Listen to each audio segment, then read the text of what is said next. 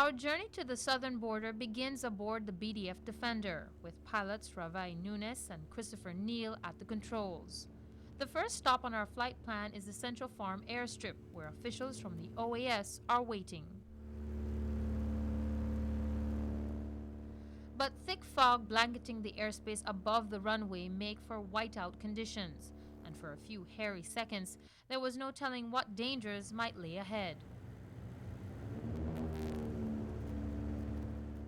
Altimeter readings revealed the cloud cover extends down to 50 feet above the ground, so the plane is diverted to the Hector Silva airstrip in Belmopan. With Director of the OAS Adjacency Zone Office, Miguel Angel Trinidad, on board, we head due south to the Punta Gorda landing field. In PG, we are introduced to company leader Captain Daniel Mendes. Soldiers of the 1st and 2nd Battalions, S and G companies, as well as officers from force headquarters, will form part of the official escort to the border. By truck, we traveled to the remote village of Halacte, located some 30 miles from PG. Like many border communities in Belize, thick jungle and bad roads have created a distinct isolation from municipal life. That reality has forced the people to forge close relations with nearby Guatemalan villages, like that of Santa Cruz, located less than a mile away. There is that relationship that they build here with them, but everybody, and they have to live. Finally, we have to find food and do their living. But of late, that traffic has translated into daily incursions by a large number of immigrants with contraband, including illegal livestock. On the ground, this has meant the construction of several fences and even crop cultivation on Belizean territory by Guatemalan farmers. In Halacte, Captain Mendes briefs our party on the mission ahead. These lines represent fences which have been erected during the past year. This area is farmed by Belizean and Guatemalan farmers. However, since it is inside the adjacency zone, the regulations state that there should be no construction of any kind without the consent of both Guatemala and Belize. Last October, attempts were made by a BDF patrol to dismantle the fences, but the soldiers met strong resistance from people in the area. With the OAS in tow, today the Belizean soldiers have come prepared to make sure the fences have been removed. Still within the confines of Halacte, we get our first glimpse of the illegal encroachment. Guatemalan farmer Carlos Estrada has constructed cement pillars within Belize to form part of the fence around his cattle pastures. Part of the fence was already dismantled, but Estrada simply redirected the barbed wire. The fancy footwork left in the mud is a stark indicator of the sheer number of animals that are taken from Guatemala into Belize. The company pushes on the beaten track, despite the quagmire of mud left by the recent rains.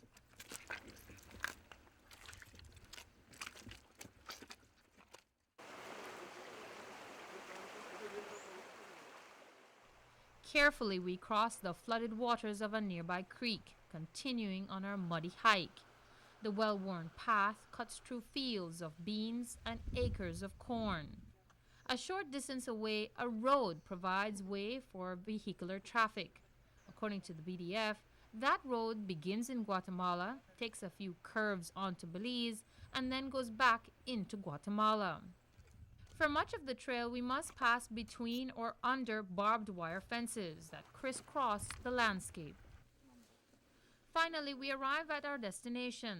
The OAS, the BDF, and Guatemalan military officials have made 4 previous visits to the site to verify that this fence is in Belize. The barbed wire has been removed, but the posts remain. And more disturbingly, fresh barbed wire in another area reveals that a new fence has been constructed. Again, GPS readings are taken at the spot by the BDF and the OAS officials. Finally, the BDF gets the go-ahead to take down the posts and tree trunks used for the fence, measured at 161 meters in length.